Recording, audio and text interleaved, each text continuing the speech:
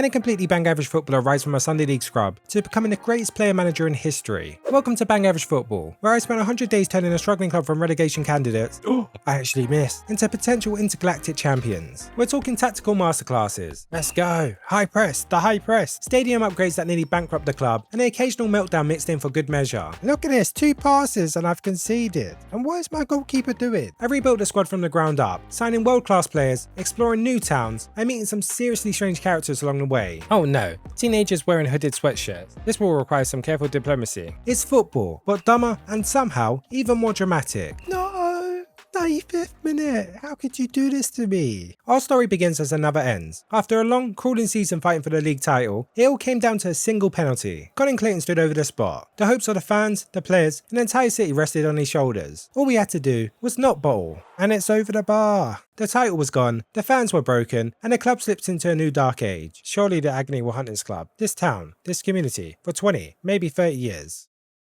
30 years later, I just signed my first professional contract. The chairman even sent me a lovely welcome letter. Dear Tricky, we are delighted to welcome you to our beloved football club. We are excited to see how your experience and diverse skill set can help our club on the pitch. We look forward to your arrival ahead of the new season. He clearly doesn't know I've spent the last 12 months making a permanent dent in my gaming chair. Anyway, I headed to the ticket office, grabbed a one-way ticket to London, and hopped on a train. I enjoyed the scenic views for about 14 seconds before a ticket inspector wormed his way over. Tickets please. We had a little chit chat and then he asked which club I was signing for. I named the club DGNFC because this club honestly has no hope. Anyway, for the home kit, I went with the classic red and white, and for the away kit, black and red, because I am a visionary. After finalising the club details, the ticket inspector started yapping about important backstory stuff, like how he hasn't heard anyone mention DGNFC in years, and that he didn't even realise they were still playing, considering before the penalty incident, they used to be one of the best teams in the country. Eventually, in true British fashion, I had enough and said this: "Why are you talking to me? Go away and do your job, man." I had officially arrived in London, where a man was waiting for me at the station. Hey, huh?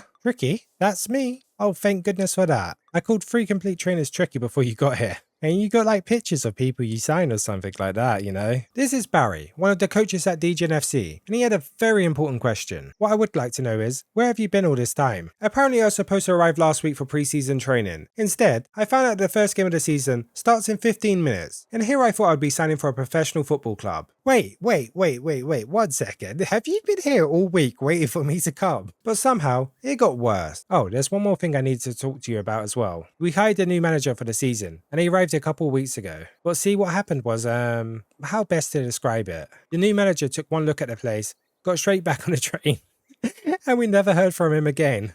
What have I signed myself up to? They had asked everyone at the club to fill in as caretaker manager. They all said no. The only person that hadn't said no yet was me. My reaction? Well, I wasn't actually here. Yeah, you probably should have come last week, honestly. But the long and short of it is, you're DGNFC's player manager for the time being. Congratulations. So I did what any self-respected player manager would do, and stuck myself up front for the opening match of the season against Foxwood Green. How do I play this game? 2 seconds in, and I was off to a great start. Where am I? Or is this me? I lost the ball, and already starting to lose my head. You can't just put me in a game like this and not give me the controls. Overall, you could say it's a great start to player manager's life. Anyway, at the top right you can see the score. If DGNFC name's on the left, we're at home. If it's on the right, we're away. Each half is 45 minutes, so 90 in total, and whichever player I'm controlling has a little indicator under their feet. And if you're ever confused, just match the colours of the team name, the kit, and the player. Now that you're caught up, let me introduce you to my favourite mechanic, the 2-footed missile drop kick. What is this? What is going on? Despite my aggravated assault attempt, I only managed to do one long shot in the first half, which was easily saved. And just like that, it was half time. Okay. Do you know what? We're not losing, and that's all that matters. Oh, that was a quick half time. Back out again. The second half began, and I was locked in. Alright, let's go. Let's cook. Tiki-taka. 1-2s. Get it.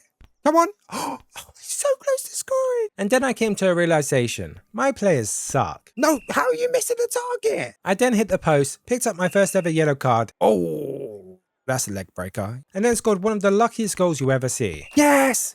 Let's go. The first of many. TrickyyDF. What a guy, man. What a player. 1-2 with the post. That's precision, skill. Generational player he is. Humble as ever. Anyway, with just minutes left, all I had to do was hold on for the win. Naturally, we bottled it. No. 95th minute. How could you do this to me? This is going to be a long and painful season. Final score 1-1. Our first point of the season, and with 13 games left, there was still plenty of time to turn things around. Back in town, Coach Barry gave me a tour. This is your house. It's not much, but the roof keeps water from getting in, which is a bonus. Considering how rubbish our team is, I'm surprised I'm getting somewhere to live. Down the road was the mayor's house, further west was the train station, where you can visit other cities. South was the beach, where you can question your life choices. And east was my new favourite place, the pub. Oh, let's go. Conveniently also the best place to find a club's chairman. Inside, two fans were passionately arguing about who should be our starting keeper. You're not serious, are you? Of course I am. I think we're due for a goalkeeping shake-up. Paul Fitzpatrick deserves a run of matches in the team. Rise Garden is hopeless. They couldn't catch a cold. Don't just be abusing your teammates like this. So we have a clown of a club chairman who couldn't organise a transfer if the player lived next door, fans that already hate us, and me, trying to lead this mess to glory. I think I'd rather be unemployed. At least Lorna was nice and welcomed me to the town. Pleased to meet you, Tricky. I'm Lorna, and I'm the landlord of this fine establishment. This pub is a hub for DGNFC's most passionate fans, and the best place to gauge how I'm doing. If things are going well, they'll cheer. If not, Karen over there will not hesitate to call me out. Then I was introduced to the local drunk, who also happens to be the club's chairman. We exchanged pleasantries, he yapped a lot, but that's about it for now. After that, I got some running shoes, which I had way more fun with than any grown man should. I'm so fast, look at me go. After spending the day settling into town, I finally headed home, where the game kindly reminded me I am a bum who hasn't achieved anything with his life. I should get to work. I then checked out my very basic bedroom and flushed my toilet, because even pixel footballers have hygiene standards. What do I do now? Do I go up and play? Oh. At the gate, Coach Barry was waiting. Before we get stuck into our next match, I thought it might be prudent to do at least a tiny bit of training. Please, I don't know how to play. We can do a light passing drill if you're ready. This is a simple drill to work on targeted passes to teammates. Just point yourself towards the highlighted dummy and press A. The pass should lock onto the teammate you're pointing at. The flashing arrow show you where the pass will go. The passing drills were super easy. I nailed it. Easy. And for my efforts, I earned my first skill point. Alright, we definitely need to improve our shooting. We miss way too many chances. With that upgrade, I was now officially a 6.2 rated player out of 10. So yeah, still the Nicholas Benter of Sunday League football. Anyway, you'll often find random people like this scattered around the world. They will ask you to complete various football drills, and in return, you will earn skill points, vital to upgrading your player and not being a complete bot. To start my next match, what I had to do was walk through this gate. This also unlocked the management tab, where I can change the club's name, kit, and even tweak the player details. One option was still locked though, so I guess that's a future me problem. The tactics page also opened up, where you can pick your starting 11 and formation. For season 1, I decided to leave most of it default, just changing the mentality to attack and cranking the pressing to high, because nothing screams alpha football like gegenpressing in League 2. Our second match was against Ashton Mars, a slightly better team than us. Right away, the high press paid off. We nicked the ball in their box and scored in the first 10 minutes. Let's go. High press, the high press, the high press. Moments later, I nearly had my legs broken by a 2-footed tackle, and then instantly turned into your average football fan. Oh, that's a dirty tackle. Red card? Not even a yellow. Okay. Ref, how much they paying you? But the press was cooking, and we managed to double our lead. Callum Murphy, what a player, mate. He's scoring too many goals though, instead of me, so he might get dropped. However, the only problem with pressing is once they do beat it, you're wide open. And sure enough, I got punished. But that didn't matter, as I scored a sweaty goal, won the match 5-1, and got an achievement for winning my first match. All that effort, all that glory, witnessed by just 48 people in the stands. And my big payday? 186 coins. The glamorous life of a footballer. Game week 3 was here, and I was up against the mighty Belford County. We conceded early, and I was already losing my head. Route 1 football, Matt. Look at this, 2 passes and I've conceded. And what is my goalkeeper doing? But I channeled my inner Arsenal, became one with the ratty corner routine, and equalised. Let's go! Set piece specialist. With my hard work, passion, and a little bit of shameless shithousery, I scored late in the second half to seal the win. And then I turned into an egomaniac. Look at this. Do I sweat the pass there? No. I'm the finisher, mate. It's my team. Scoring goals wins you games, and thanks to goal difference, we were suddenly top of the table. To win this league, we need to be perfect. And if you're not familiar, goal difference is simply goals scored minus goals conceded. In short, it's good to score more and concede less. Next week rolled around, and the chairman wanted a word. Quick note, in game, one day counts as a whole week, so basically day 4 equals game week 4. Anyway, the town drunk was at the pub, which was unusual, until I spoke to Lorna. Have you seen the chairman around? Not today. Sometimes he goes for a walk on the beach. When I got there was no chairman, just a strange man having a random internal monologue. DGNFC finally has a new manager. Could things really be about to turn around?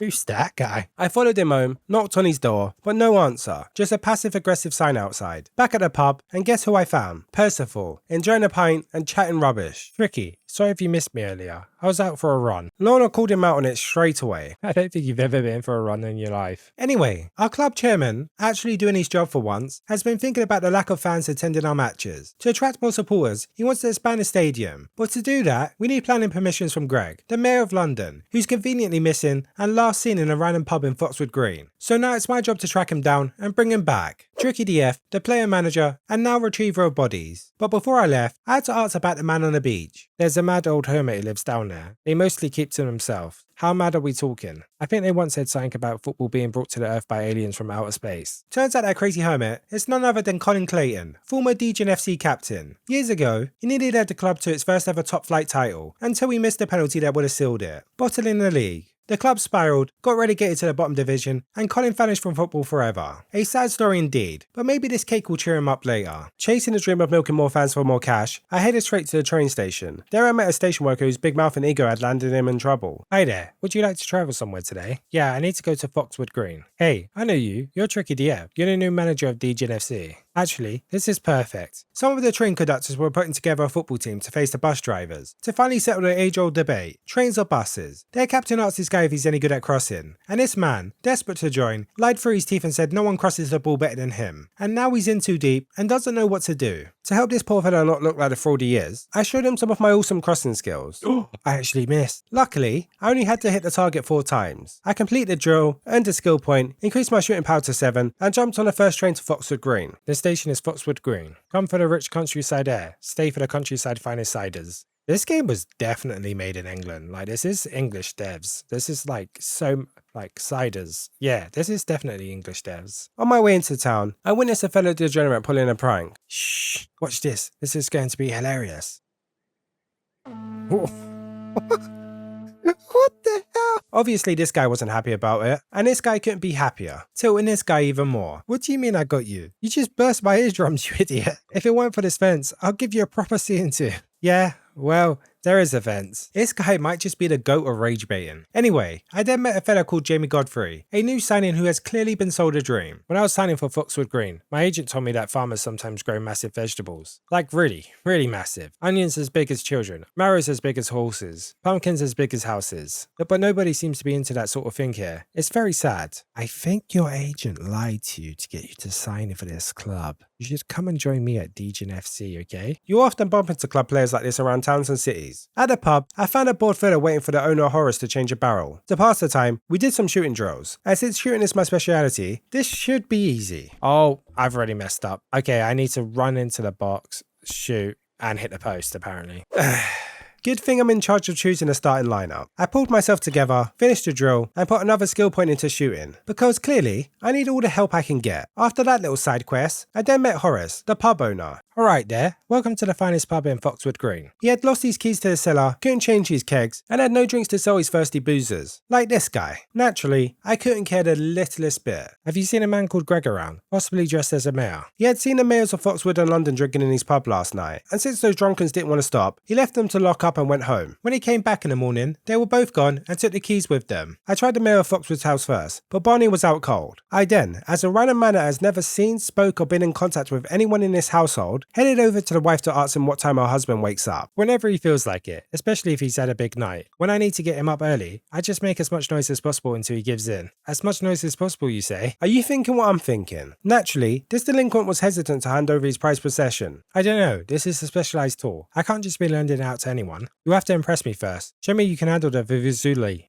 Butchered that. Alright then, pass it here. No, you don't understand. It's just not safe. I can't just give you the Vivuzuli until you show me you're strong enough to not be consumed by it. Destroyed by it. What is bro yapping about? To prove I was strong enough to handle the power of the Vuvuzela, I probably butchered that name, I apologise, I did some tackling drills. After locking up my opponent 3 times, I earned the Vuvuzela and another skill point into power. I headed over to Barney's house, blew my load, and woke up the mayor. What in tarnations? My god, my head. I might have had a little too much of the old scrumpy. Who are you? What do you want? I'm TrickyyDF, and I'm looking for Mayor Greg. I saw him last night at the pub. It's all a bit blurry though. He must have gone home when I did. He couldn't remember anything else, but he did have Horace's keys in his pocket. With keys in hand, I returned them to Horace. He said thanks, and then had the cheek to ask me to change his barrel for him. Downstairs, I found someone waiting in the corner. Well, it's about time. Do you know how long I've been down here? It was the mayor, trapped after one too many stupid drunken decisions. Finally sent me down here to find a bottle of wine. He forgot about me and went home. And now having to deal with me asking even stupider questions. Can you help us build some more stands at the stadium? He gave me the most valid response ever. I have absolutely no idea what you're talking about. I'm going home. At least I got 3 skill points out of it. Ooh, find Mayor Greg and bring him back to town. I maxed out my shooting and increased my power to 9, making me a 7.2 rated player. Well, at least he's on his way back to London, I guess. I'll head back as well. Do I need to change the barrel? No, we're not going to do that. It's fine. Let's go home. On my way home, some kids were sneaking in to watch Foxwood Green practice penalties. I told them don't watch those bums, watch me instead. I dispatched all 5 penalties, earned another skill point, and maxed out my power. I'm actually leveling up quite fast here. The other kid wanted to practice saving penalties, but we don't do that around here. I am not a goalkeeper. I don't care what you say. I am an elite, egotistic striker, okay? Saving goals. I only put goals in. Bro thinks he's one of the main characters from Blue Lock. While on a train, I needed something to pass the time, and what better way than grinding some Idol Slayer? Huge thanks to Idol Slayer for sponsoring the video.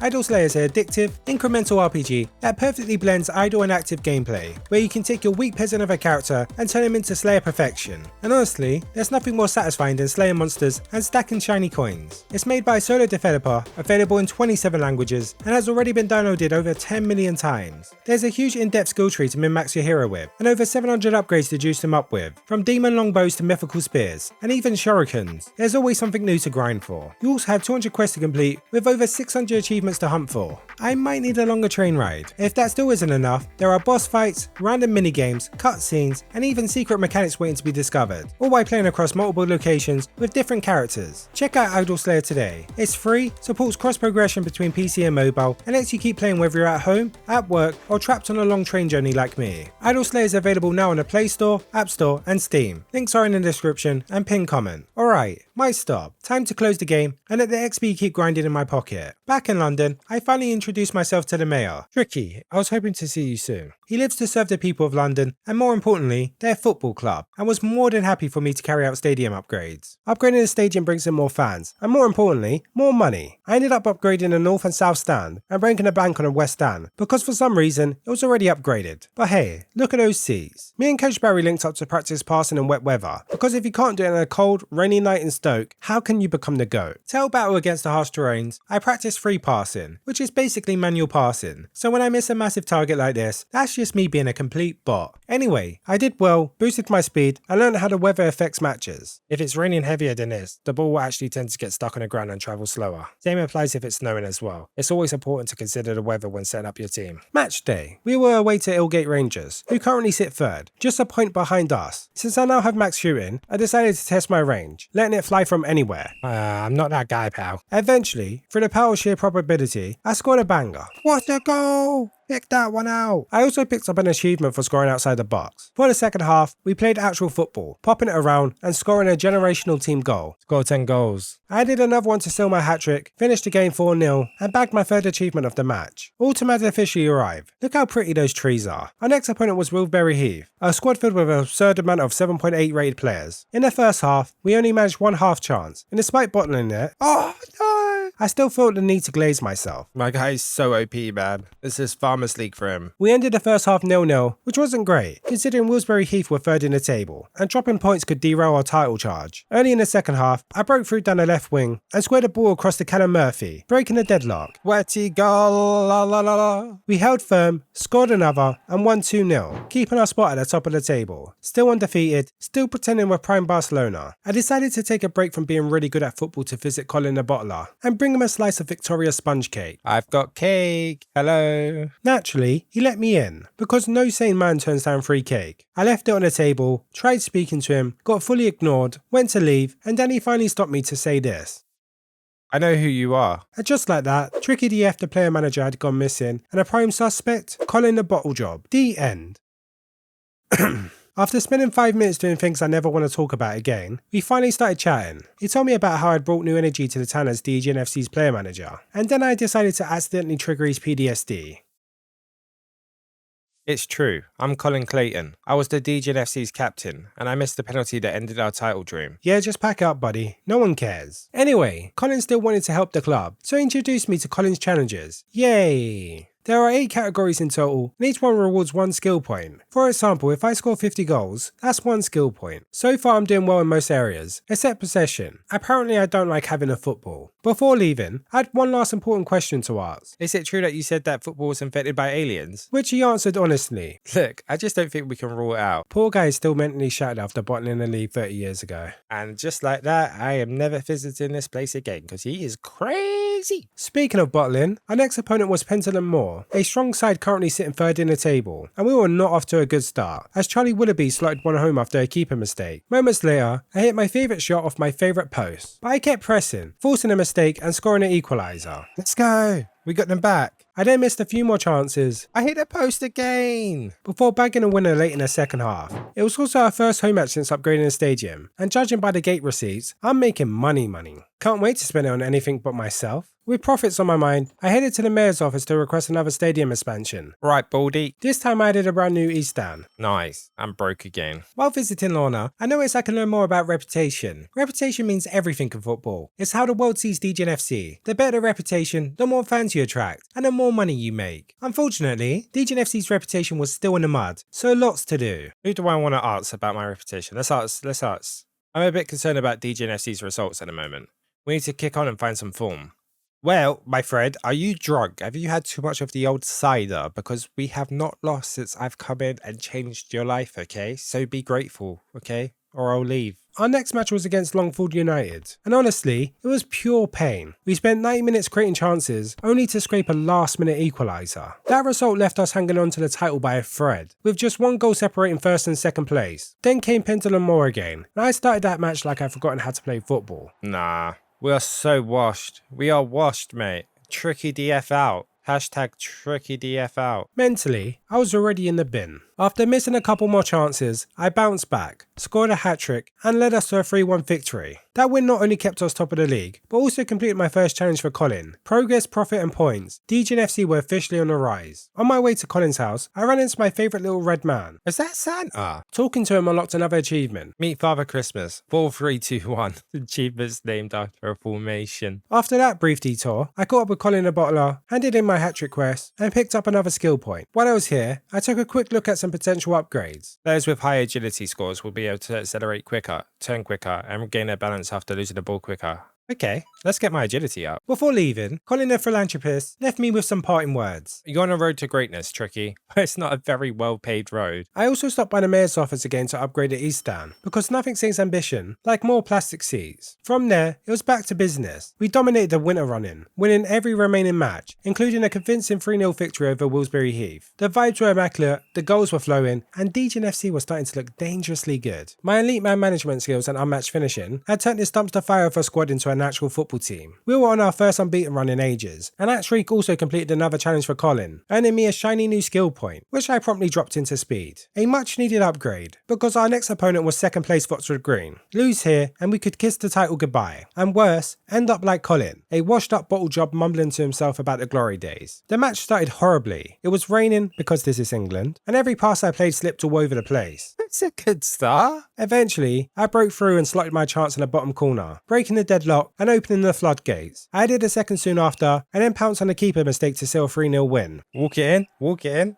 in. That victory, followed by a convincing 2-0 win against Belford County, officially secured our first promotion of the rebuild, with 2 games still to spare. Our first trophy, and trust me, the fans were going mental. Season 1 was officially complete. Out of 14 games, we won 12 and drew 2, finishing the year completely undefeated. Across the season, we scored 38 goals, with my player contributing 26 of them. You can officially call me the Brexit Messi. Even Callum Murray chipped in with 6 goals, which is 6 too many, so he's definitely getting transfer listed next season. We had officially been promoted to the Adequate League, and the prize for all our hard work? A life-changing 700 coins. I'm going to get relegated. As I rolled into the next season, I picked up another achievement, and another message from the chairman. I admired my Farmers League trophy for a moment. I've always said, one trophy is better than none. Well, we're not going to be like Harry Kane, okay? We're going to get a lot more trophies. Before heading to the pub, after a bit of pointless chit-chat, Percival dropped a bombshell. I was no longer caretaker manager. For a brief, shiny moment, I thought I could finally focus on playing football, but apparently, that pipe dream was too good to be true. We're in appointing you as our permanent player manager. Congratulations, Tricky. Cheers, mate. Thank you. With a new title came new responsibilities, and one major problem to fix: the squad's lack of footballing ability. To fix that, I needed advanced management qualification that would allow me to make transfers, buy and sell players, and finally upgrade this dumpster fire of a squad. The National Association Football Federation NAF in Kingsborough hands them out. Take the train there, talk to the president, and see what the situation is. So I took the next train to Kingsborough, home of the National Association Football Federation, a picture-perfect town that had somehow been the loveliest village for 15 years running. I'm getting major Hot Fuzz vibes from this, you know, that village that kept winning stuff.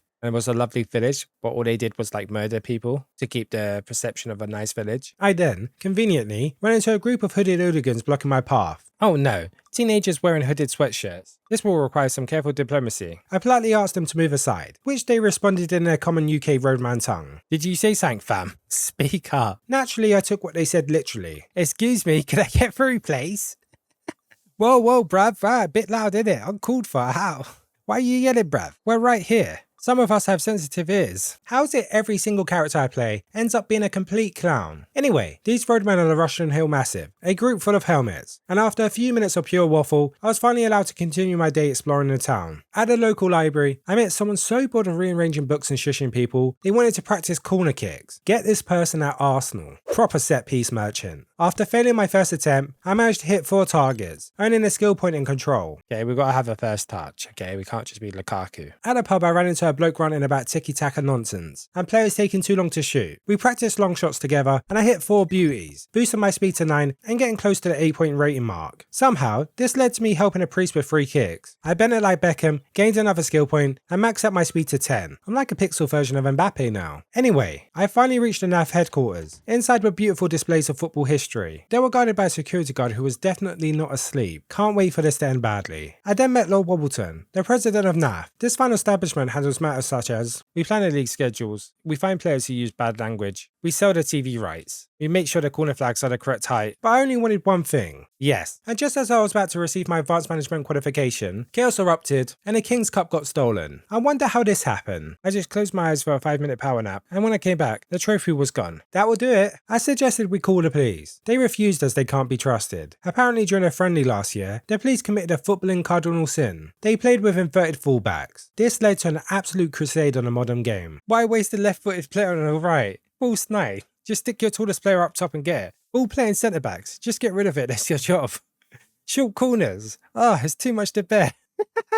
Anyone else getting these references? Or am I just sitting in this room giggling to myself? Anyway, because of this chaos, all qualifications were frozen until the trophy was recovered. And of course it became my job. Armed with a sniffer dog named Gherkin, I searched the town for clues. I found a bone in one bush, an empty bottle in another, and finally, an empty box near a fountain. That has a little plaque saying 1901's cup on it. The trophy must have been in this box. At last, a clue. After some expert analysis from the assistant, she found something written on the back of the box. Let's see. It says AFC Russian Hill are massive. Not those delinquents. Like jobless bums, these young delinquents were still hanging in the same spot. I asked if they stole it. They started waffling. That's a big accusation, bruv. You better have some forensic evidence for a claim like that. I then politely asked for it back. They started shouting. Finders keepers. We're enjoying this trophy actually. What do you mean enjoying it? What are you doing with it? Eventually, I discovered they've been using the trophy for a crossbar challenge. Yes, that trophy there. And if you somehow don't know what a crossbar challenge is, it's where you hit the top of the bar with the ball. Anyway, 3 attempts later, I pinged the bar, knocked down the trophy, passed the roadman test, earned another skill point for control, and watched the Russian Hill Massive hilariously defend their actions. I know I keep saying this, right, but this is like stuff I grew up with. Like, this is proper like English humor, so I really hope some of you get it. Anyway, I got my advanced management qualification and 3 shiny new skill points for my efforts. I maxed out control, boosted agility to 8, and called the first train back to London to sort this mess of a squad out. I started by switching to a 4-3-3, because only I am allowed to play striker. I also had access to the transfer market for the first time. On the left you can see my current players, their position, and values. Also, a dot beside their name means they're a starter. For now, my plan is to sell every starter rated below 6.0, because I want to compete and win the league, and a 5.7 rated centre back simply isn't cutting it. Anyway, you can see who I'm selling here and my net spend here. And yes, this money is coming out of my own pocket. Currently, I have 2 of my hopeless centre backs listed up for 1,000 coins. For buying players, I can sort by position and price. Also, I can only buy from teams I have played against. I guess this is to stop me going full Chelsea. Anyway, for centre backs, I picked up a new dominant pair of Sergio and Sydney, both with insane speed, agility, passing and tackling stats. I cleared out a few useless midfielders, gutted the attack, and dropped a bag on 2 world-class wingers to help me score more goals, and hopefully avoid relegation. I got 2 achievements for it, making moves and complete 10 transfers. Our first match of the new season at Adequate League was poetic, away at Kingsborough, a place I've just spent the last hour in. Our new starting 11 is looking a lot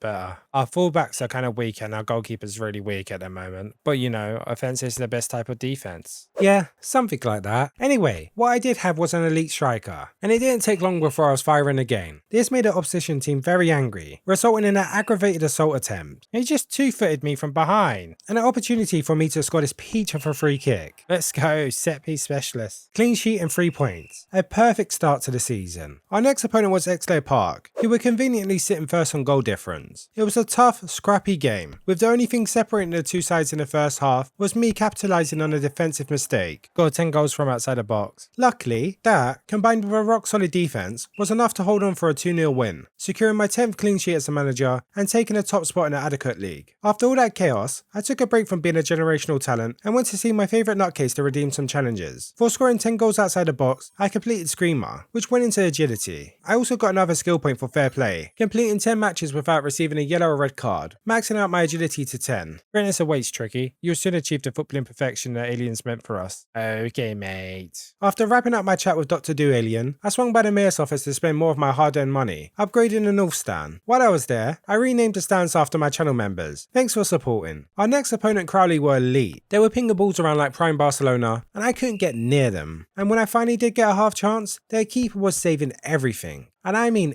everything. After sliding 50 V-Bucks into a referee's pocket, I was awarded a penalty. Red card! I tucked it away and celebrated like I just won the league. Go! My first penalty! Ice in the veins! I'm not like that Colin Fraud. Good to see I'm humble like my goat Jamie Tart. Anyway, that goal sealed the win, and thanks to stadium upgrades, the money was finally starting to roll in. Speaking of money, apparently our chairman had finally had enough of spending it on stadium upgrades, even though technically it was coming out of my pocket. The audacity of it. Anyway, I headed to the local pub to hear his latest master plan. There I met Phil, a man who's been around since the dawn of time. With all those years of experience, he gave a very insightful review of the club's financial situation. To help solve this, the chairman suggested we team up with local businesses through sponsorship deals. However, there was one small problem. After decades of non-assistant service, Phil had decided to retire. Naturally, I feared the worst. If Phil's retiring, then how are we going to get club sponsorships? Oh no, you're about to ask me to do it. You're going to make me player, manager, commercial director. There's no way. This is the line. Percival. I'll go on strike. I swear I'd do it. But not to worry, young Tricky. Our brilliant chairman had been preparing for this exact scenario and had a replacement lined up for years. I was honestly surprised. Were we poaching someone with decades of experience? A financial genius? No, it was his son. This man continues to disappoint me. Apparently, Maxwell just finished his degree in business administration at the University of Halston, and now it was my job to travel there and offer him a position personally. Anyway, welcome to Halston. Most popular city in the country, home of culture, education, and being rude to the tourists. Also home to Warrington football fans apparently. Just like Manchester, Halston were home to 2 rival clubs, a red side and a blue side. And just like Manchester, these fans were busy screaming about who had the better players. If you want to talk finishing, let's talk about Laurent Menard, Rover's so-called pride and joy. If there was an Olympic event for shanking the ball over the bar, they'll give Laurent Menard a gold every year. This then led to a flurry of insults and name-calling, while the police just stood there and questioned their life choices. Eventually the 2 sides went their separate ways, and I was in genuine shock to find out the 2 fellows arguing are university professors. What the hell were they doing with their lives? Now that they were done with their healthy debate, I was finally free to explore town. I started with the Halston Heritage Hotel. Most of the rooms were locked, except for one that had a working toilet, which I gladly used. Eventually, I found myself inside a room with a student stressing over parental pressure and grades. To help, I completed a few chip passes for him. Ah, that's better.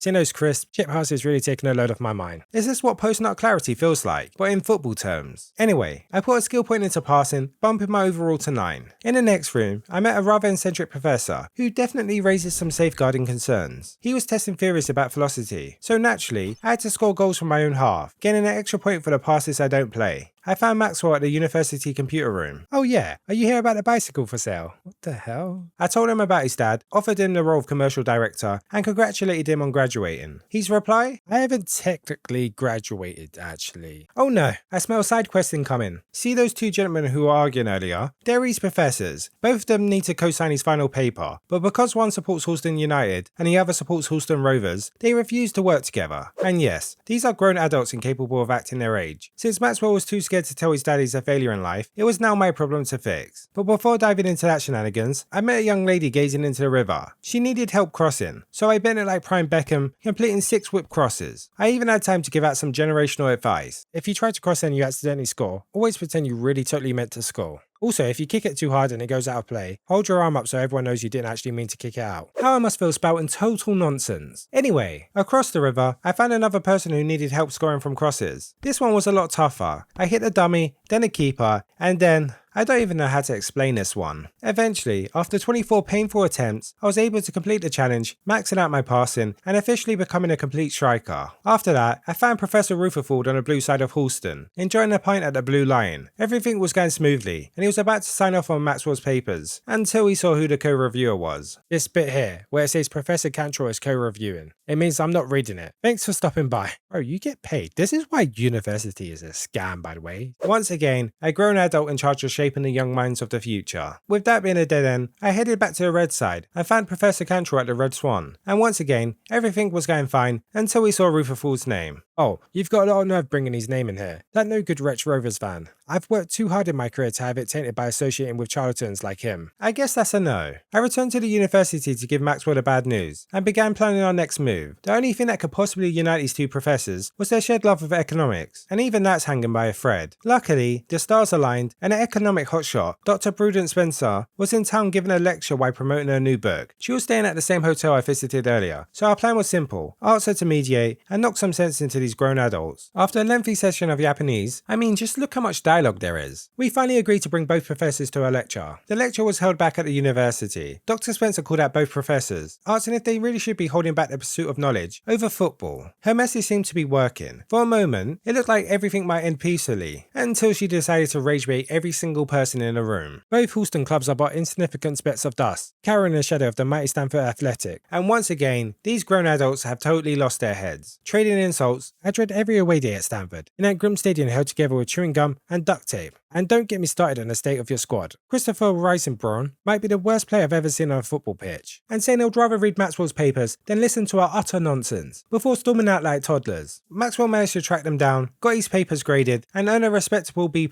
I can't believe this guy's going to be in charge of the club's financial future. My mouth is so dry, you don't understand how much I just had to talk then. That was like 500 lines of dialogue right then, and I have to try and edit and compress that into an entertaining format. This is going to be tough. Back home, my throat was dried in a League 2 pitch in August, but I still had to sit through more dialogue with Maxwell as he explained how sponsorships work. Despite being able to earn prize money by winning matches and titles, sponsorships are where the real money is. Businesses will pay you to slap their logo around the stadium, while I get to kick a ball about. We only have one sponsorship spot available though, but they could be upgraded later at the mayor's office. And of course, some companies are good and some are not. For now, I only had one sponsorship available. The Crust Fun. Homemade pies with love and locally sourced ingredients. Universally adored, pies often are. That sounds like a great sponsorship. We sealed our deal, earning us a whopping 15 coins per home match. Our next game was against Grey Castle, sitting third in the league and boasting a 9.2 rated playmaker. But it didn't matter, as Harry Fox decided to unleash a thunderbolt from 30 yards. And obviously, I got jealous, because I am the star rated player of this team, so I hit one even better. We ended up winning 4-0, with yours truly bagging a hat-trick. Another statement performance, another step towards greatness. After that stellar performance, a new sponsorship came in, but I decided to stay loyal to the crust, because I like food. I also had my eye on that elite midfielder from Grey Castle, but he cost over 8,000 coins, and I'm broke. Maybe another time, my sweet, sweet prince. On the bright side, all those new skill points have turned my player into an absolute monster, breaking ankles and scoring goals for fun. Oh, what a goal! We went on to win 8-1, and I made sure to score every goal. I picked picked up an achievement for winning by 5 or more, earned my first sponsorship payment thanks to it being a home match, and completed yet another challenge for Colin. As I headed into the next week, I was surprised to see a cup round. The mayor was buzzing and immediately summoned me into his office. Thanks for coming, Tricky. I've got some bad news. Percival here is very unwell. After a thorough examination, I came to the conclusion of, He seems fine to me. I'm afraid not, Tricky. He has a very serious case of cup fever. Once again, I looked at Percival in confusion. cough.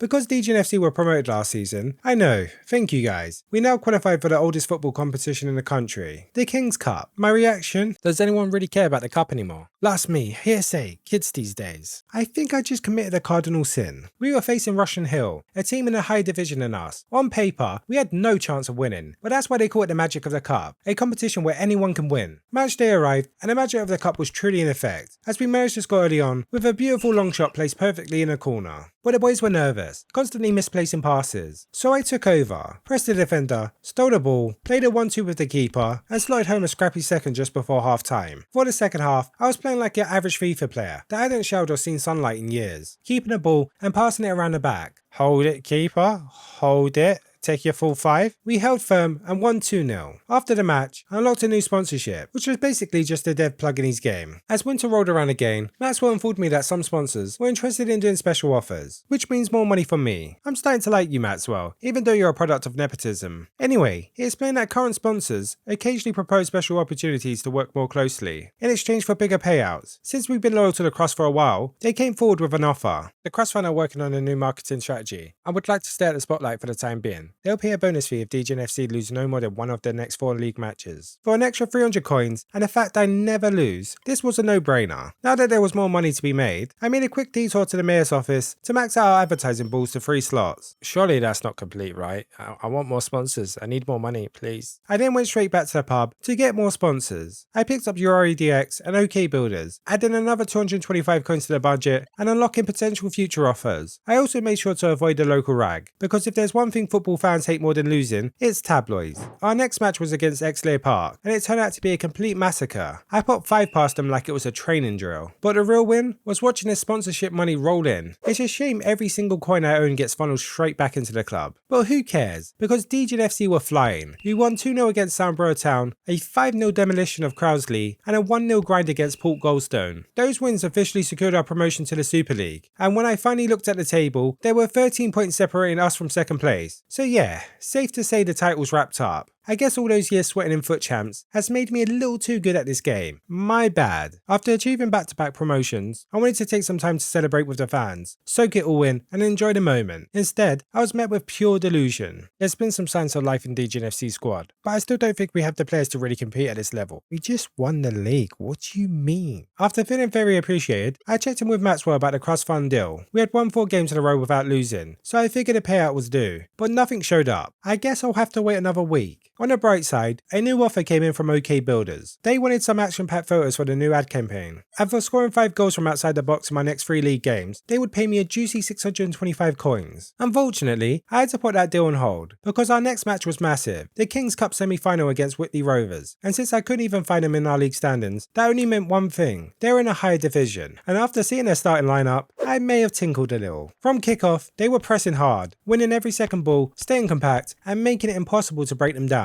The second half wasn't much better. We barely held on, and in the 90th minute, they nearly scored.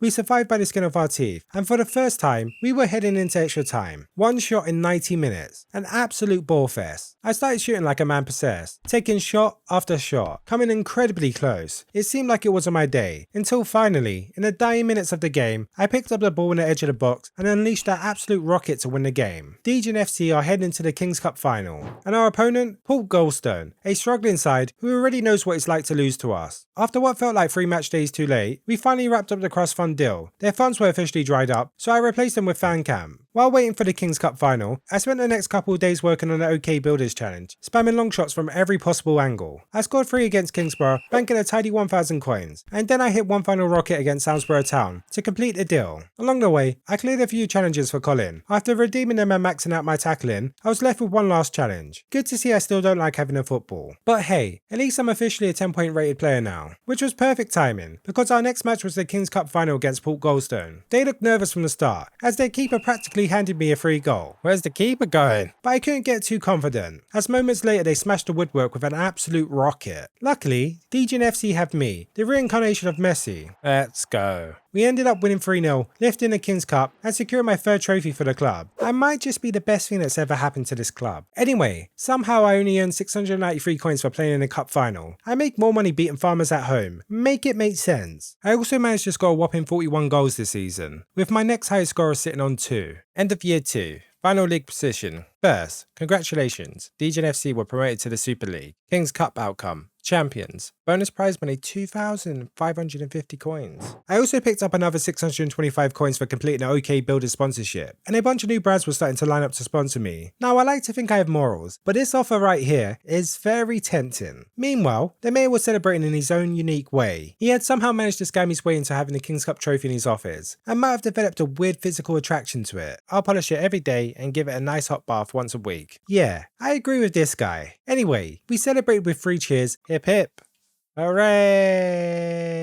Before the squad collectively hit their stamina cap. That'll do actually. I don't know if I have the energy for 2 more. I'm shattered, absolutely exhausted, might have to lie down. I just hope I'm not this cooked when I'm 60. I'm already entering my own era as it is. Back home, I proudly added the league trophy to my shelf. Then Coach Barry and I reminisced about our journey. From the minor league to the Super League. From the dumps of low league football to the top flight. What a generational run. And to top it all off, we're now just 1 season away from potentially becoming national champions. All I have to do is win the Super League. Gosh, they don't ask for much, do they? To help fund our next trophy charge, I checked in with Mats to improve our cash flow. I swapped out our current sponsors for wheat and betting. Did I sell out? Absolutely. But at least Wheat Lumps is healthy. Transfer time. With tougher competition ahead, upgrades were essential. Otherwise, we'll be shipping goals like the current West Ham team. My first signing? A new goalkeeper. I sold Fitzpatrick for 100 coins and brought in an 8-point rated keeper for 1,540. A much needed upgrade. And he's got a cool name. I then picked up a new left back for 3,400 coins before finally bringing my sweet prince, Jack Critchley, home for a club record fee of 8,400. With a rejuvenated squad, we kicked off our Super League campaign against Whitley Rovers. It looks like we've actually got a team that can compete. The first half was scrappy. Both sides struggled to create chances. There was one bright moment as we popped it around like prime Barcelona, only for me to miss the chance. After a goalless first half, I came out locked in and opened my account for the season. Let's go. Not long after, new signing Jack Critchley found a net with a clean strike in the bottom corner. Super League? More like Super Easy League. I'm pushing 30 by the way. Anyway, for Super League football, I was expecting a paycheck to look a little less like Sunday League. Now that we're in our 3rd season, I decided to speed things up. There's only so many times you can watch me dominate teams and be a god tier gamer, so I tried out the simulate match feature. Simulate your team's matches instead of playing them yourself. The developer believes this is less fun, but it's your game. You paid for it. I thought it would be like Football Manager, where I could sit back, watch the lads fight for the badge, and occasionally shatter the screen for realism. But no, it just skips the match. And even worse, I dropped points. This is getting turned straight off. Our next match was against Halston Rovers, a juggernaut side, stacked with talent, and sitting top of the table. From kickoff, they were all over us, popping the ball around and forcing my new goalkeeper into some world-class saves. Thanks to his heroics, we were able to counter and take the 1-0 lead. Despite being completely outclassed, I was having a game of my life, and just before half-time, I doubled the lead. It couldn't have come at a better time, as Halston kept knocking on the door. They were hitting the post, overpassing in front of goal, and somehow refusing to just shoot. And as we all know by now, if you don't take your chances, you'll get punished. And I scored the most scripted, DDA-infused goal imaginable. I feel disgusting watching it. Something I could celebrate was a 3-0 win, and a bunch of potential transfer upgrades from the Halston squad, because that team is stacked with high-rated players.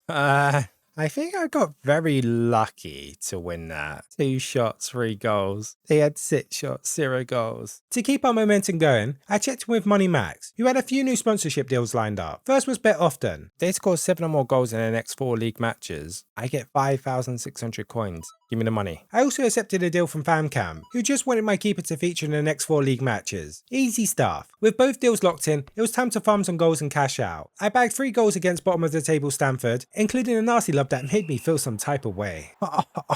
What a nasty goal. The next 4 goals came against Rushden Hill and Wintercombe, with Critchley scoring my 100 goals since being in charge. What a signing he's been. Also, take that you bunch of roadmen. By the time our 3rd winter rolled around, both sponsorship bonuses came in. We were still top of the table, 1 point clear, with everything to play for. With the funds, I finished upgrading our stadium, turning it into something truly worthy of Super League football. For the Upgrade Town Stadium. I then dropped FanCam for Petrocon, because oil is a healthy resource, right? Wheat Lumps also wanted to work closer with me, offering a 2,500 coin bonus if we concede less than 2 goals in our next 5 matches. I might have taken that challenge a little too seriously, drawing 0-0 against 5th place Wintercombe. Thankfully, Halston Rovers drew 2. Oh, let's go.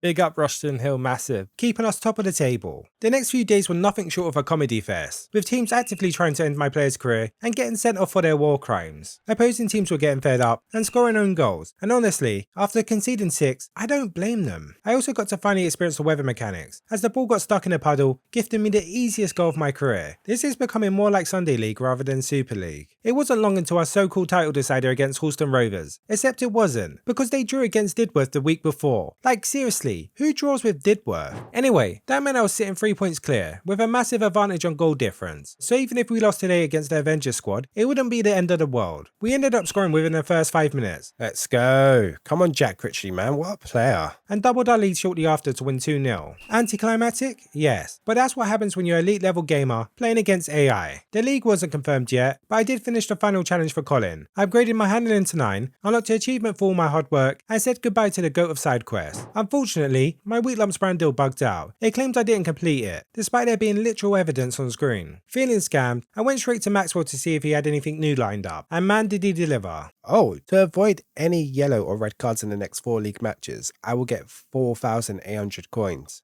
Yes, please. I also accepted a deal for 1,600 coins, needing to keep 2 clean sheets in the next 3 league games. Our next match was against Whitley Rovers, and we were playing like prime Barcelona, scoring an insane tiki-taka goal. We walked away with a 3-0 win, keeping a clean sheet, keeping the ref cards in his pocket, and keeping our historic trophy run up. Let's go. We're national champions. Back to back to back, man. No one can stop us. But that's not it. Quietly behind the scenes, DGNFC have been going on another cup run. We beat Stanford Athletic 3-0 in the round of 16, crushed Rushton Hill 6-0 in the quarters, and then comfortably dispatched Halston Rovers 3-0 in the semi-final. That put us in the Kings Cup final once again. Our opponent, Kingsborough, an adequate league side. On paper, we were clear favourites, so naturally, I turned into a complete idiot and somehow did something impossible. Huh? What the hell? I actually can't believe I just chucked the ball into my own goal. But it didn't stop there, as I passed it straight to the other team from kickoff. What am I doing? Oh, the kit colours, man, they're too similar. I'm getting old. Thankfully, Harry Box bailed me out with a quick equaliser, and I doubled the lead soon after, restoring order to the football universe. The second half, a total snooze fest. No drama, no goals, just pure domination. And with that, we did it again. Back-to-back Kings Cup winners, securing the double once more. Bonus prize money, 2,900.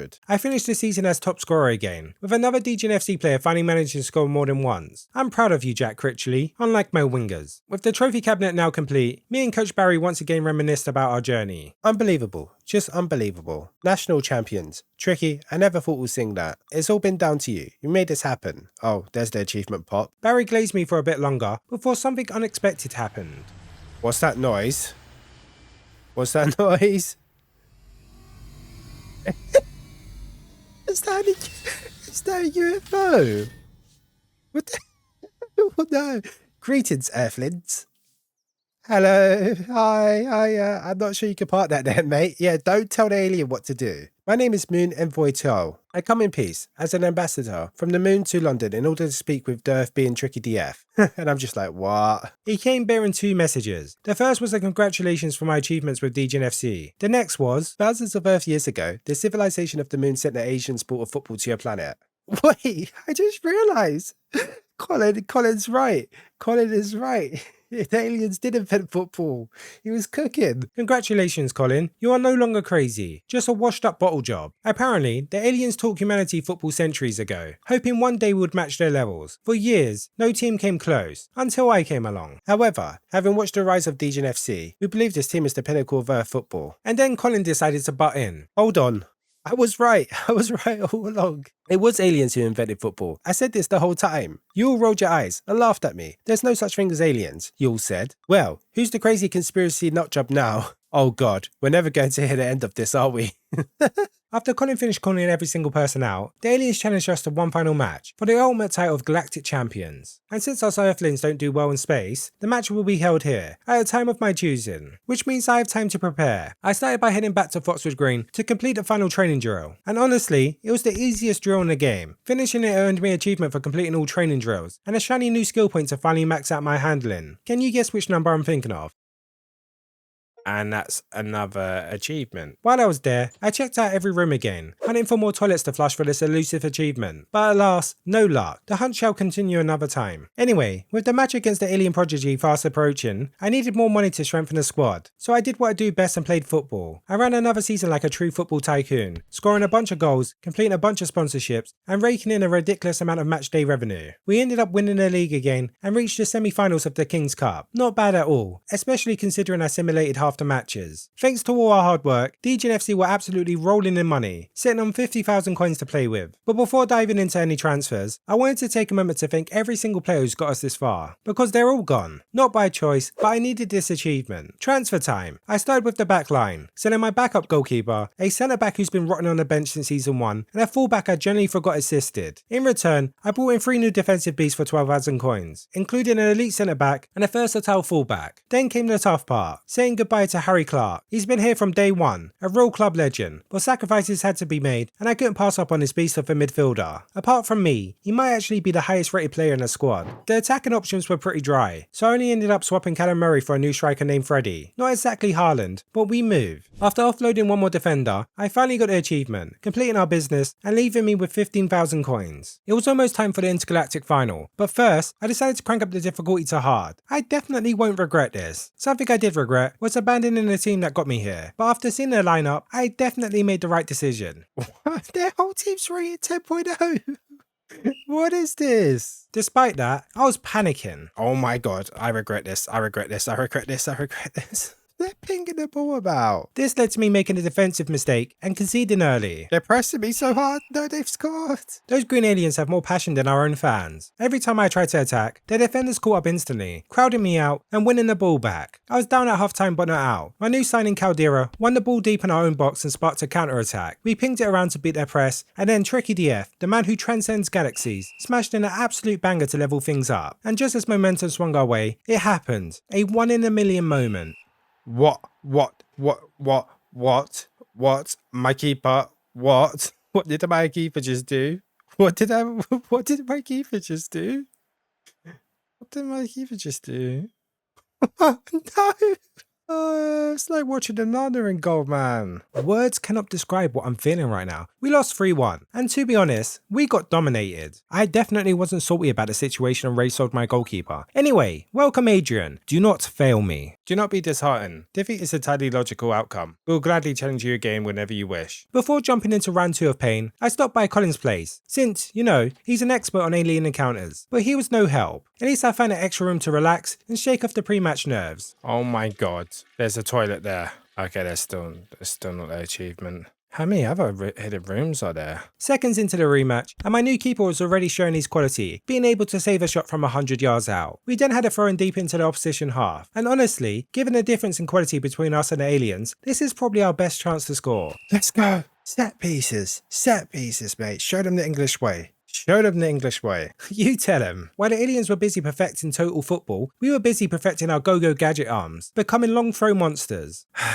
I miss Prime Wenger ball. Anyway, we soon had the opportunity to double our lead, but I bottled it. And when you don't take your chances against a team of this quality, well, you already know what happens. We held strong right into the dying moments, but our defense just couldn't keep up, and we conceded. Football can be a cruel, cruel game. Anyway, time for more upgrades. This time, I picked up a pacey fullback and an elite centre back to partner Van der Velde. Once again, I'm probably butchering these names. I'm sorry. Oh, and since I can't help myself, I went toilet hunting again, finally finding one in the Mayor of Foxwood Green's house. All that searching for this achievement. Time for attempt 3. Despite all the upgrades, we conceded early. For a moment, I thought it was over, but then the football god smiled upon me. I got taken out clean through on goal, and they were shown an early red card. This was it, my chance to turn everything around and win it all. And of course, I buried it. Come on now, do I look like that Colin fraud? Moments later, I pounced on a defensive blunder and doubled my lead before half time. The second half was pure chaos. I had multiple chances to bury the game, and somehow, I nearly bottled it all in the dying moments. No! Oh! Yes, defenders. But thankfully, we held firm. DGNFC had done it. We won 2-1 and became champions of the galaxy. I picked up a couple achievements for my efforts and somehow ended up floating in space, listening to Alien Man crack jokes like it's a cosmic stand-up night. And so the other guy says, "That's not Jupiter, that's my wife." What? Aha. Very good. Please don't probe me. Please. I want to go home. They wanted to honour our victory with a Galactic trophy, but my cabinet was already full. Luckily, I knew someone who would appreciate it. Ah, that's nice. It was a perfect moment to close the story, until the mayor showed up and plopped his trophy next to him. Why did he plop his trophy down like I've got a better car? Look at mine. Mine's better than yours. Mine's bigger than yours. Somewhere in here is a reference that would get me demonetized. Anyway, the mayor was there to give Colin closure. I was talking to an old friend the other day. We were remembering that goal you scored against Grey Castle. Nobody thought you was going to shoot from there. But then you cut in from the left, put 2 defenders on their asses, and smashed it into the far corner. Keeper had no chance. Still one of the best goals ever scored if you ask me. People remember those moments too. Of course they'll remember the penalty, but they also remember the good times. You should stop by the pub sometimes, even just to say hello. Might do. Might do. What a beautiful way to end the journey. And if we can, let's show some appreciation for Colin by commenting Colin Redemption Arc. Once again, thank you to Idol Slayer for sponsoring the video, and to my channel members for supporting this series. Until next time, bye!